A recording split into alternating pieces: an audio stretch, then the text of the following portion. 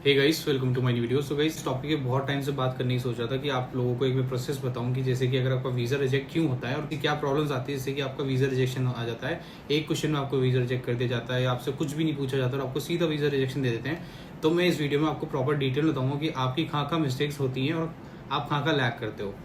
तो गाइस मैं स्टार्ट करता हूँ फाइलिंग से। सबसे पहले तो जब आप फाइलिंग कराने जाते हो तो आप एक कंसल्टेंसी जाते हो। आप उस कंसल्टेंसी में जाकर सीधा बोलते हो कि हमें यूएस जाना है, और आपको 90% और 80% स्टूडेंट्स यही करते हैं कि सीधा आप कंसल्टेंसी में गए और आपने वहाँ पर जाकर बोला कि मेरे को यूएस जाना है। अब आपको बस ये तो पता है कि आपको यूएस जाना है, पर आपको ये नहीं पता कि आपको कौन सी यूनिवर्सिटी जानी है, आपकी फाइलिंग क्या है, आपकी मतलब बैकग्राउंड जो आपने करा हुआ है, जैसे कि आपने बैचलर्स करी हुई है या मास्टर्स करी हुई है या आपने +2 की हुई है, कौन सी स्ट्रीम से की हुई है, और आप कौन कौन सी यूनिवर्सिटी में एलिजिबल होते हैं। और बहुत सारी कंसल्टेंसी ऐसे करती है कि वो आपको एक बेसिक, एक नॉर्मल लो रैंकिंग यूनिवर्सिटी ला के दे देती है, और आपको ऐसा लगता है कि चलो हमारा ऑफर लेटर आ गया, हमारी I-20 आ गया, अब तो कोई दिक्कत नहीं है, अब हमको एंट्री प्रेप करना, हमको वीज़ा मिल जाएगा। बट ऐसा नहीं होता। लो रैंकिंग यूनिवर्सिटीज़ में बहुत ज़्यादा रिजेक्शन आते हैं, वीज़ा रिजेक्शन।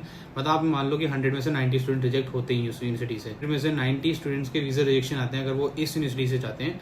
बट अगर आप थोड़ी सी खुद रिसर्च कर लोगे कि जब आप एक कंसल्टेंसी जाते हो तो आप उनसे जब बात करते हो तो आप उनसे यूनिवर्सिटीज़ के नेम ले लो कि हमारी ये फाइलिंग है, हमारी इतनी परसेंटेज है +2 में या बैचलर्स में, और हमें ये कोर्स करने जाना है, हमारी फाइल के अकॉर्डिंग यूनिवर्सिटीज़ बताओ। तो वो यूनिवर्सिटीज़ आपको क्या करना है कि आपको खुद को रिसर्च करनी चाहिए। वो आपको नाम दे देते हैं कि ये 5 यूनिवर्सिटीज़ है जिसमें हम आपकी फाइलिंग करने वाले हैं। तो आप घर पर आकर आराम से रिसर्च करो कि इनके वीज़ा एक्सेप्टेंस कैसे हैं, यूनिवर्सिटीज़ कैसी एजुकेशन देती है, इनकी फीस वगैरह कैसी है। तो जब आप ये सारी रिसर्च कर लेते हो तो आपको एक बेसिक नॉलेज हो जाती है आपकी यूनिवर्सिटी की कि ये यूनिवर्सिटी कैसी है, इसके वीज़े लगते हैं या नहीं लगते, ये लो रैंकिंग तो नहीं है। तो बहुत से स्टूडेंट ये करते हैं कि उनको यही नहीं पता होता कि उनकी यूनिवर्सिटी लो रैंकिंग है या नॉर्मल है या अच्छी यूनिवर्सिटी है, और फिर वो उसी से फॉरवर्ड चल जाते हैं। तो आगे जाके जब ऑफिसर जब नाम सुनते हैं बार बार एक ही यूनिवर्सिटी का और उनकी फीस भी कम होती है, लो रैंक यूनिवर्सिटीज़ होती है, तो वो एक क्वेश्चन में या बिना बात किए या एक दो क्वेश्चन के अंदर वो आपको रिजेक्ट कर देते हैं। तो अगर आप बेटर यूनिवर्सिटी चूज करोगे और आपको पता है कि आपकी फाइल बहुत अच्छी है, मान लो कि आपके परसेंटेज अच्छी है, आपने अपना इंग्लिश प्रोफिशिएंसी टेस्ट भी दिया है, मान लो आपके पास थोड़ा सा एक्सपीरियंस भी अच्छा, अच्छी फील्ड में एक्सपीरियंस है, तो मुझे लगता है आपको बेटर यूनिवर्सिटीज मिल सकती है, साथ में आपको स्कॉलरशिप भी मिल सकती है।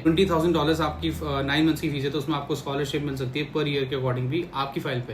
अच्छी यूनिवर्सिटी में जाओगे तो वहीं से वीज़ा चांसेस इंक्रीज हो जाते हैं। फिर आप आगे जाते हो, अपने ऑफर लेटर आ जाता है, I-20 आ जाती है, फिर आप अपने वीज़ा प्रिपरेशन स्टार्ट कर देते हो। तो जाते हैं वहाँ पर सिर्फ एक आंसर बोलते हैं स्पीड से, कि कोई भी क्वेश्चन किया वो एकदम चालू हो जाते हैं और लाइक 5 to 6 लाइन्स बहुत जल्दी जल्दी बोल देते हैं, और ऑफिसर को पता लग जाता है कि ये सेम चीज़ है। मतलब ऑफिसर को ये पता लग जाता है कि आप क्रैम करके आए हो। उनको एक कॉन्वर्सेशन करनी होती है कि आपको प्रॉपर एक नॉलेज है नहीं, आप एक पोटेंशियल इमिग्रेंट तो नहीं हो ना वहाँ पर, क्या वहाँ जाकर आप असाइलम सीख कर लो या फिर आपके कोई और प्लान्स हो, आप एक अच्छे स्टूडेंट हो या नहीं हो, तो आपका रिजेक्शन आ जाता है। अब मैं आपको ये बताना चाहता हूँ कि आप पहले अपनी फाइल लगाने से पहले थोड़ी रिसर्च करो। आप इंग्लिश टेस्ट दो, कोई भी डुओलिंगो दे लो। अगर आप लाइक जल्दी रिजल्ट चाहते हो, कम इन्वेस्टमेंट करना चाहते हो, तो डुओलिंगो बेस्ट है। ये मैक्सिमम यूनिवर्सिटीज़ में एक्सेप्ट होती है। और उसके बाद जब आप फाइलिंग कर रहे हो तो आप ये देखो कि आपके पास प्रॉपर यूनिवर्सिटी मिल रही है, रैंकिंग यूनिवर्सिटी मिल रही है नहीं मिल रही है। दूसरा, आपके जो फीस है उस पर स्कॉलरशिप का अगर ऑप्शन मिल रहा है तो आप स्कॉलरशिप भी अप्लाई कर सकते हो। ट्राई करो कि आपको पूरे प्रोसेस की नॉलेज हो जब आप अप्लाई कर रहे हो। ये नहीं कि आप ब्लैंक रहो, आपका काउंसलर कुछ भी बोल रहा है और आप बस एक फ्लो में चलते जा रहे हो। उससे क्या होगा कि आप जब इंटरव्यू दोगे तो आपको कुछ भी, अगर कोई out of the box question पूछ ले तो आपको पता ही नहीं होगा। क्योंकि बहुत बार ऐसे स्टूडेंट से पूछ लिया जाता है कि अच्छा आपने स्लॉट बुक किया, तो अभी 365 डेज से तो स्लॉट आई नहीं रहे रेफ्यूजल्स के, तो आपको स्लॉट कैसे मिल गया। अब आप वहाँ स्टूडेंट ब्लैंक हो जाते हैं क्योंकि वो ये क्वेश्चन तो प्रेप करते नहीं, और ये क्वेश्चन प्रेप करने का भी नहीं है, बस इसकी नॉलेज होनी चाहिए आपको कि स्लॉट कैसे बुक होते हैं या फिर आपकी फाइलिंग कैसी है। बहुत सारे स्टूडेंट्स से ऑफिसर यही पूछ लेते हैं कि आप मुझे प्रोसेस बताओ, आपने अप्लाई करना कैसे स्टार्ट किया। बहुत सारे लोगों को पता ही नहीं होता, ब्लैंक हो जाते हैं, फिर उनका रिजेक्शन आ जाता है। तो बेसिक आपको पता होना चाहिए, आपकी यूनिवर्सिटी अच्छी होनी चाहिए, आपके इंग्लिश टेस्ट होना चाहिए। दूसरा, जब आप इंटरव्यू की प्रिपरेशन कर रहे हो तो प्रॉपर एक अच्छी प्रिपरेशन करो, एक प्रॉपर काउंसलर के साथ प्रिपरेशन करो, और प्रॉपर एक एक क्वेश्चन पे डीपली आप रिसर्च भी करो कि आप इस कोर्स से आपको क्या बेनिफिट मिलने वाला है, ये यूनिवर्सिटी ऐसा क्या प्रोवाइड करी जो और अदर यूनिवर्सिटीज़ नहीं कर रही है, हमें वो इंडिया में या कोई और कंट्री में कोई एजुकेशन क्यों नहीं मिल रही है, तो हम यूएस क्यों जा रहे हैं। मैक्सिमम ये कोशिश करो।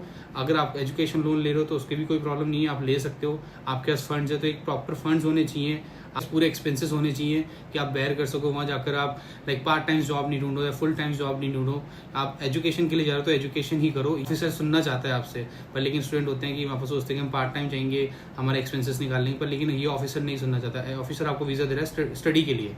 तो ऑफिसर आपको वीजा इसलिए देते हैं कि आप स्टडी करो। और तो गाइस ये मेन पॉइंट्स है जो मैंने कवर अप किए हैं, और ये आपको ध्यान रखने, क्योंकि मैक्सिमम स्टूडेंट्स को यही नहीं पता होता कि वो यूनिवर्सिटी कितनी अच्छी है कितनी बुरी है, उसकी रैंकिंग ही नहीं पता होता। और बस नॉर्मली अगर आप एक गूगल पे सिर्फ डाल दोगे, यूनिवर्सिटी का नेम डाल दोगे, उसकी रैंकिंग डाल दोगे, थोड़ा सा उसका वेबसाइट पे जाकर ब्रीफ पढ़ लोगे कि आपको इस कोर्स से क्या मिल रहा है, सब कुछ वेबसाइट पे अवेलेबल होता है और आप खुद भी रिसर्च कर सकते हो। मैं आपको ये करो, फिर आप इंटरव्यू देने जाओ तो उसका आपका इंटरव्यू, अगर आप प्रॉपर रिसर्च करते हो तो आपका इंटरव्यू और ज़्यादा चांसेस इंक्रीज करेगा आपके वीज़ा लगने की। तो कोई भी क्वेरी है किसी भी चीज़ से रिलेटेड, कोई भी यूनिवर्सिटी के बारे में आपको जानना है, डिटेल में जानना है, या कुछ भी आपको एक्सरसाइज मुझसे पूछना है, 24 आवर्स के अंदर सबको रिप्लाई करता हूँ। इंटरव्यू प्रिपरेशन भी मैं करवाता हूँ। इवन आपको PDF चाहिए तो आप उसके लिए मुझे इंस्टाग्राम पर DM कर सकते हो, यूजर नेम ऊपर आ रहा है। और कोई भी डाउट है आप मुझे इंस्टाग्राम पर DM कर दो। मिलते हैं आपसे नेक्स्ट वीडियो में। Till then bye.